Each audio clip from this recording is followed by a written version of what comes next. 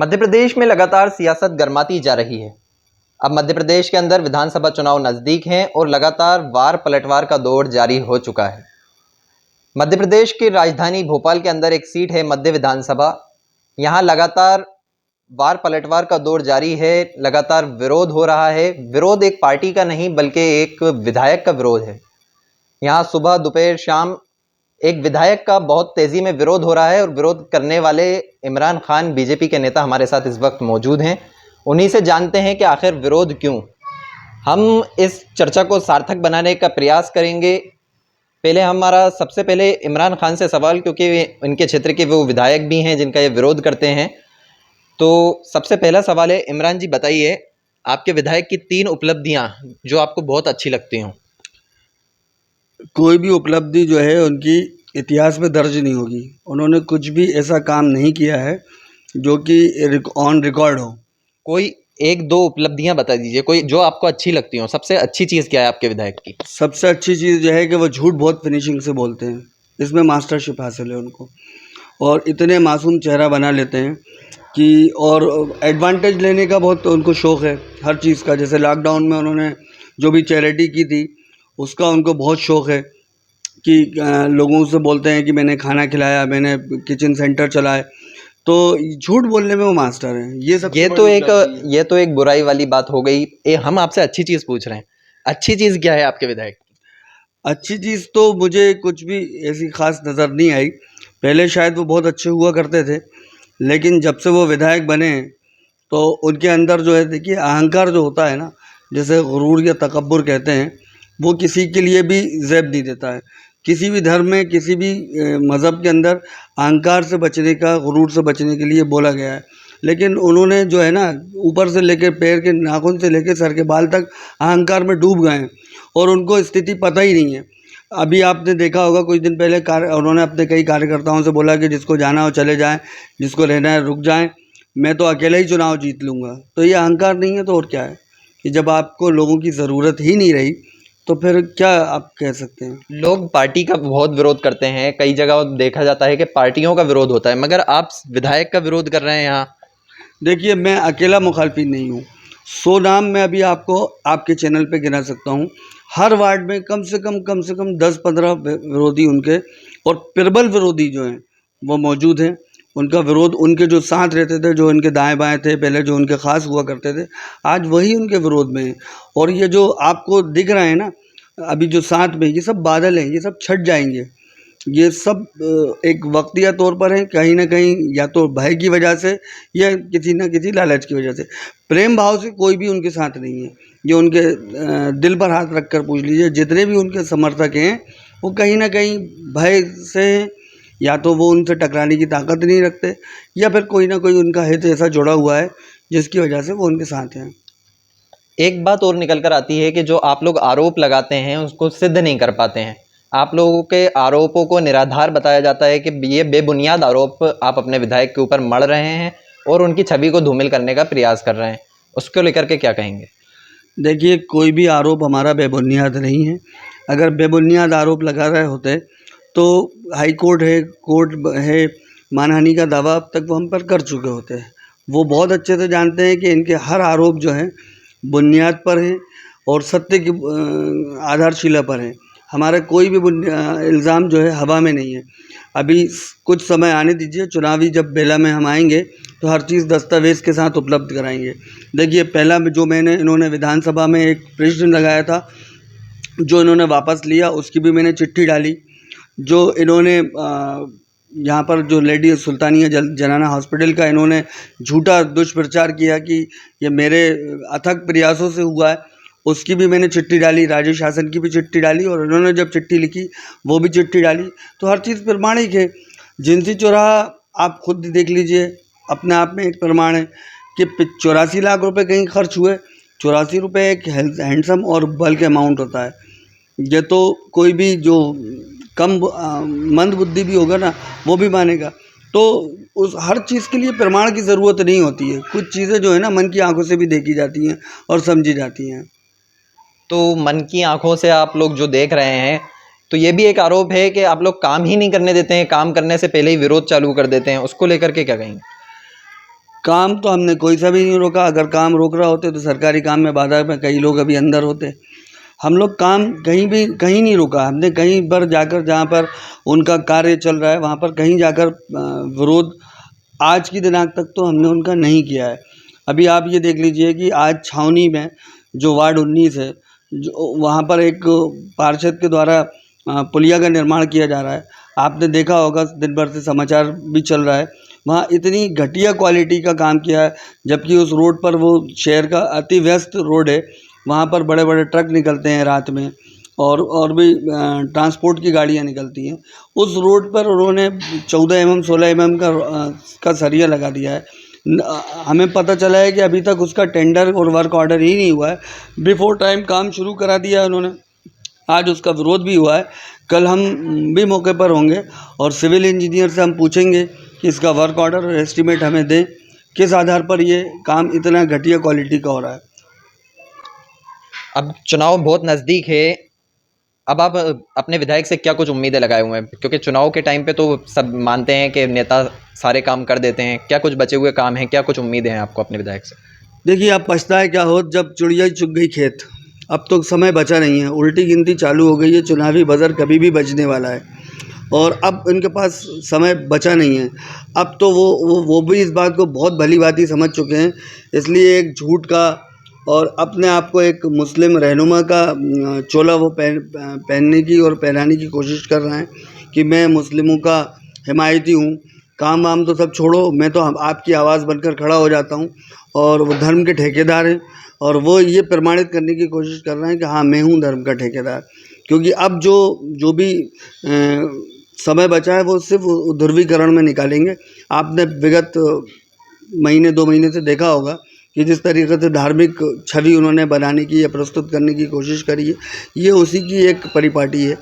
और वह अपने आप को, क्योंकि अब समय बचा नहीं है और जो भी काम कराएं वो गली मोहल्ले में जो पार्षद के काम होते हैं, एक विधायक और पार्षद में एक बहुत बड़ा अंतर होता है।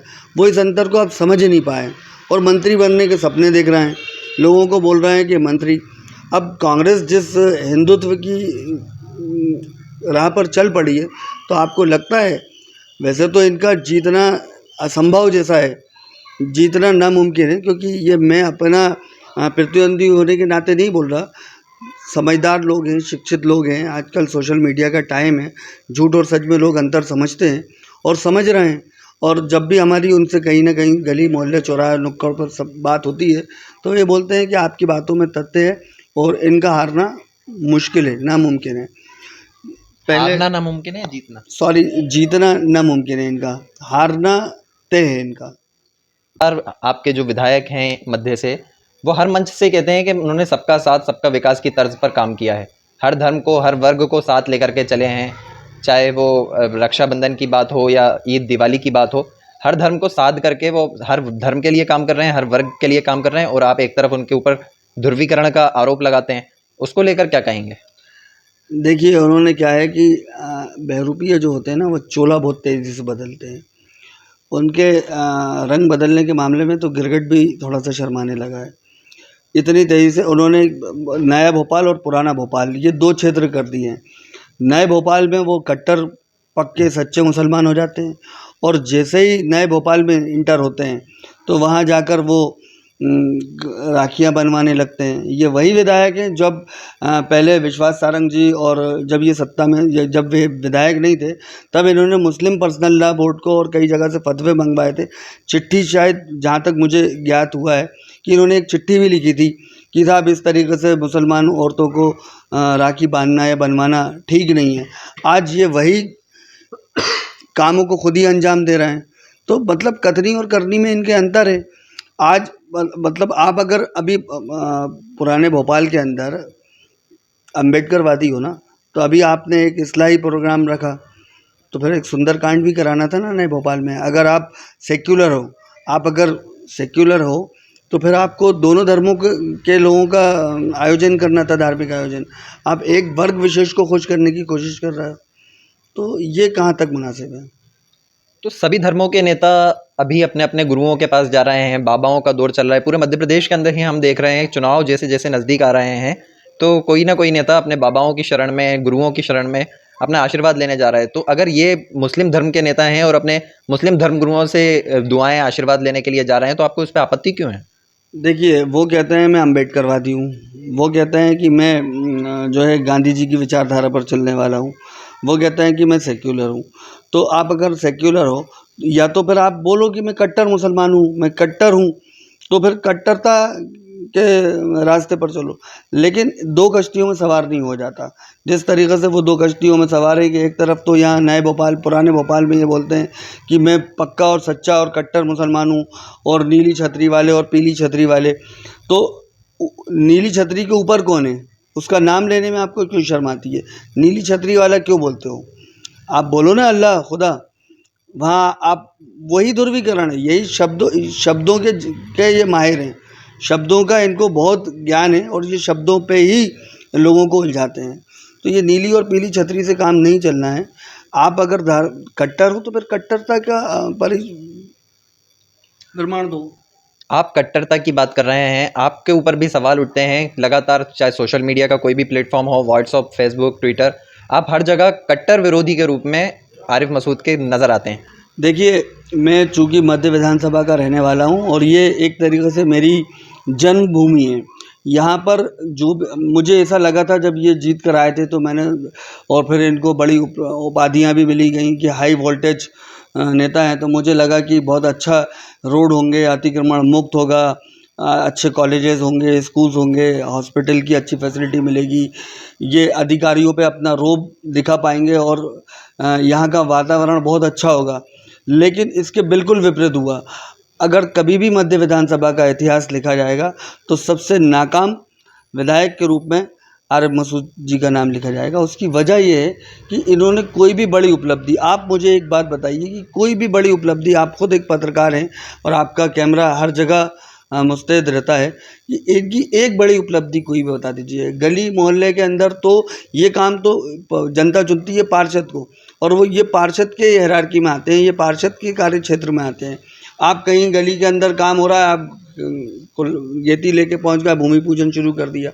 तो आज मतलब पार्षद के काम में आप हैं, विधायक का तो कोई काम ही नहीं हुआ ना। आप मुझे एक बात बताइए कि कोई बड़ा इन्होंने रोड बनाया हो, कोई बड़ा इन्होंने कॉलेज बनाया हो, बड़ा कोई हॉस्पिटल बनाया हो, बड़ी कोई यूनिवर्सिटी, और जब इस पर इनसे बात करो तो कहते हैं सरकार हमें ये करने नहीं दे रही, सरकार हमें ये करने ही नहीं देती है।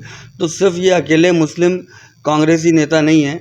आरिफ अकील साहब ने कभी इस तरीके के इल्ज़ामात नहीं लगाए, वो काम करते हैं, काम हुए हैं। उत्तर विधानसभा में इतना कहीं विरोध नहीं है, 230 विधानसभाएँ मध्य प्रदेश में, लेकिन एक विधानसभा में भी आप मुझे बताइए किसी विधायक का इतना विरोध हो। मध्य प्रदेश में रिकॉर्ड विरोध अगर किसी का हो रहा है तो इन्हीं का हो रहा है, और मैं अकेला विरोधी नहीं हूँ, मैं इनका अकेला विरोधी नहीं हूँ। आप फेसबुक पर देख लीजिए, कई आईडी से इनका विरोध हो रहा है, सोशल मीडिया पे कई व्हाट्सएप ग्रुप में इनका विरोध हो रहा है, इंस्टा पे हो रहा है, ट्विटर पे हो रहा है। मैं अकेला विरोधी नहीं हूँ। मैं अगर अकेला विरोधी होता तो ये भी माना जा सकता था कि मैं कोई व्यक्तिगत उसमें या पार्टी के प्लेटफॉर्म पे कर रहा हूँ, लेकिन इनका विरोध जनता अब सब समझ रही है। जनता की चीज़ें बहुत सीधी सीधी समझ में आ रही हैं, लोग शिक्षित हो रहे हैं और जागृत हो रहे हैं। अब ये वो दौर नहीं है कि आप लोगों को गुमराह कर सको। गुमराह करके एक बार आप बन गए, लेकिन दोबारा बनना नामुमकिन है, क्योंकि अब लोग गुमराह नहीं होंगे, भ्रमित नहीं होंगे, लोगों की समझ में आ रहा है। आरिफ मसूद अल्पसंख्यकों के नेता के रूप में मध्य प्रदेश में एक अलग पहचान बना रहे हैं, और अल्पसंख्यक कांग्रेस के जो राष्ट्रीय अध्यक्ष हैं इमरान प्रतापगढ़ी, उनसे भी उनकी काफ़ी नज़दीकियां मानी जाती हैं। उसको आप किस रूप में देखते हैं? देखिए, ये तो जुगलबंदी है दोनों की। तू मुझे कबूल, मैं तुझे कबूल, सिर्फ यही कहानी है। वो ये एक बिजनेस इनका की डील है कि वो यहाँ आते हैं, वो इनके शान में कसीदे पढ़ते हैं, मुशायरे करते हैं और चले जाते हैं। और ये जहाँ का जो भोपाली नौजवान है वो थोड़ी देर के लिए जज्बाती हो जाता है और उनकी बातों को वो कर लेता है। तो अब इनकी नैया जो है दो ही लोग पार लगाने वाले हैं, और जो इनको उन्हीं का नाम का सहारा है। पहले इमरान प्रतापगढ़ी जी आए थे, उन्होंने यहाँ पर कुछ सांप्रदायिकता की बातें करी, जिस पे कि कई लोगों ने विरोध किया और थाने में एफआईआर दर्ज कराने भी गए थे, आवेदन भी दिए गए। उसके बाद से दोबारा उनका आगमन हुआ नहीं। अब इनको लगता है कि अगर वो आएंगे तो कहीं ना कहीं कोई ना कोई ध्रुवीकरण होगा, या फिर वो जो बातें जिनके लिए वो प्रसिद्ध हैं वो बातें यहाँ वो कर नहीं पाएंगे उस प्लेटफॉर्म पे, तो इसलिए उनको अभी तक बुलाया गया नहीं है। क्योंकि हो सकता है कि शासन प्रशासन उनके आने की अनुमति दे या ना दे। आप आरोप लगाते हैं कि लगातार मध्य विधानसभा में अतिक्रमण हो रहा है, अतिक्रमण को लेकर कार्यवाही नहीं होती है। अतिक्रमण की कार्यवाही सारा नगर निगम अंजाम देता है, मगर आप विधायक के ऊपर क्यों आरोप लगाते हैं? देखिए, विधायक जो होता है जनप्रतिनिधि होता है पूरे उसकी विधानसभा क्षेत्र का, और उसके अधिकार क्षेत्र में चाहे पीडब्ल्यूडी हो, चाहे नगर निगम हो, चाहे राजस्व के कुछ मामले हों, सारी चीज़ों का, क्योंकि उसको जनप्रतिनिधि बनाया ही इसलिए जाता है कि वो सारी चीज़ों का कंट्रोल उसके पास रहता है। तो अतिक्रमण जहाँ तक है, आप ये देखिए कि पहले, जब मैं फिर बोल रहा हूँ कि काली जी के मंदिर से लेके और मोती मस्जिद तक, एक तो वैसे ही रोड सकरा है, गाड़ियों की तादाद बढ़ गई है जिस हिसाब से भोपाल की जनसंख्या बढ़ रही है और लोगों के पास गाड़ियों और वाहन की उपलब्धता बढ़ गई है, तो अब रोड पर निकलना मुश्किल हो गया है। पैदल भी, इनफैक्ट कभी आप रात को 2 बजे भी जाएंगे उस रोड पर तो आपको वहाँ पर यातायात बाधित ही मिलेगा। और अब दुकानदार रोड पर, जब से ये विधायक बने हैं तब से दुकानदार रोड पर आ गए हैं। आप ये देखिए, कपड़े वाले हैं, सेल वाले हैं, और ये जो और भी छोटे छोटे फुटकर व्यापारी हैं, उनकी दुकान अंदर है और वो दुकान से 20 फीट 25 फीट आगे आके उन्होंने रोड पर, उस व्यस्त मार्ग पर हमीदिया हॉस्पिटल भी है, उस व्यस्त मार्ग पर चिरायू हॉस्पिटल भी है, उस व्यस्त मार्ग पर फायर ब्रिगेड का ऑफिस भी है। यदि कोई भी घटना होती है तो मरीज़ को ले जाना बड़ा मुश्किल होता है। बहुत सारे जो बुज़ुर्ग हैं वो उस रोड को बड़ा अवॉइड करने लगे हैं। तो अतिक्रमण, अगर कई बार मैंने इस मुद्दे को उठाया, अगर ये अपनी नीयत में साफ़ होते, लेकिन इनको वोट बैंक की कहीं ना कहीं चिंता है, तो ये अतिक्रमण ना, मतलब कराते तो हैं, हटवाते नहीं हैं। एक बात और, कोविड काल के दौरान आरिफ मसूद कहते हैं कि हमने काफ़ी सारे काम किया, लोगों को भोजन उपलब्ध कराया, ऑक्सीजन, रेमडेसिविर इंजेक्शन पहुंचाया। कहते हैं कि नहीं, इन्होंने कुछ कोविड काल में नदारद रहे और उन्होंने कोई काम नहीं किया, जबकि वो, उनका कहना है कि उनकी पूरी टीम काम कर रही थी, पूरे पार्षद लगे थे, पूरा फैंस क्लब के लोग लगे थे। उसके बावजूद आप लोगों के जो आरोप हैं। देखिए, जो वो कोरोना काल था वो वैश्विक महामारी थी। पूरी दुनिया में लोगों ने चैरिटी का काम किया, भारत में भी किया, भोपाल में भी किया, और भोपाल में ये इकलौते ऐसे आदमी नहीं हैं। क्योंकि जो भी हम धर्म का या चैरिटी का काम करते हैं वो सिर्फ ईश्वर के लिए, अल्लाह के लिए करते हैं। उसका लेकिन प्रचार करना और उसका एडवांटेज लेना कि साहब मैंने लोगों को खाना बांटा, मैं आपका मसीहा हूँ, तो बहुत सारे लोगों ने, बहुत सारी स्वयंसेवी संस्थाएं थी, बहुत सारे सामाजिक संगठन थे, या मोहल्ले के स्तर पे जो लोग हैं, या जो छोटे जनप्रतिनिधि थे जैसे पार्षद हैं, या किसी भी पार्टी से जुड़े हुए लोग हैं, मैंने देखा कि हर जगह पर लोग अपने अपने तौर पर लोगों की मदद कर रहे थे। लेकिन इस तरीक़े से मंचों पर खड़े होकर बार बार के भूल गए कोरोना में कौन खड़ा था, मैं ही खड़ा था, मैं ही तुम्हारे घर पर खाना भेज रहा था, मैं ही तुम्हारा मसीहा था, मैं ही तुम्हारा पालनहार था। इस तरीके की जो ओछी मानसिकता है ये बिल्कुल अस्वीकार्य है। इस तरीके की बात करके आप लोगों के दिल को दुखाने का काम करते हैं, और कहीं ना कहीं ईश्वर भी इस सब से नाराज़ होता है, क्योंकि दिखावा जो है किसी भी धर्म में, किसी भी मज़हब में काबिल कबूल नहीं है। बार बार, मतलब कोरोना को निकले हुए काफ़ी टाइम हो गया, क्योंकि इनके पास कोई और उपलब्धि तो है नहीं, तो अब ये छोटे छोटे सी चीज़ों को, छोटे छोटे से एहसानों को, छोटे छोटे से कामों को जिताकर ही अपना मत प्रतिशत बढ़ाने की कोशिश कर रहे हैं। इनके पार्षदों के बारे में आप क्या कहेंगे? पार्षद लगातार काम जो कर रहे हैं। देखिए, लगातार तो काम नहीं कर रहा है। 8 पार्षद, 13 पार्षद थे मध्य विधानसभा में, जिसमें से 8 इनके हार गए, 5 पार्षद बचे हैं। और वो, मुझे ऐसा लगता है कि पार्षद भी शायद ये अनुभव करते हैं कि हम कांग्रेस के पार्षद नहीं, फैंस क्लब के पार्षद हैं, क्योंकि फैंस क्लब प्राइवेट लिमिटेड जो बना हुआ है वो उसने इन पार्षदों पर पूरा नियंत्रण करके रखा हुआ है। जो भी काम होते हैं तो फैंस क्लब के अध्यक्ष, फैंस क्लब के लोग उस कामों को की निगरानी करते हैं। पार्षद जो है वो बिल्कुल, मुझे लगता है कि अब इस चुनाव में पार्षद भी आज़ादी की लड़ाई लड़ेंगे। जो इनके पार्षद हैं वो भी, उन्हें भी इनसे आज़ादी चाहिए, तो वो कहीं ना कहीं घुट रहे हैं, अंदर ही अंदर घुटन महसूस कर रहे हैं, क्योंकि जिस तरीके की इनकी डिमांड और जिस तरह के कि यहाँ फ्लेक्स लगवा दो, यहाँ मंच बनवा दो, यहाँ ये कार्यक्रम करवा दो, तो वो इनको इंडिपेंडेंट काम करने ही नहीं दे रहे हैं।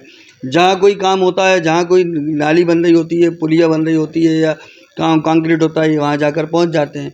तो पार्षद फ्री काम कर ही नहीं पा रहे हैं। वो तो एक फ्रेंड्स क्लब के अधीनस्थ हैं और उनसे शायद कोई डील हुई होगी, उसी के आधार पर काम हो रहा है।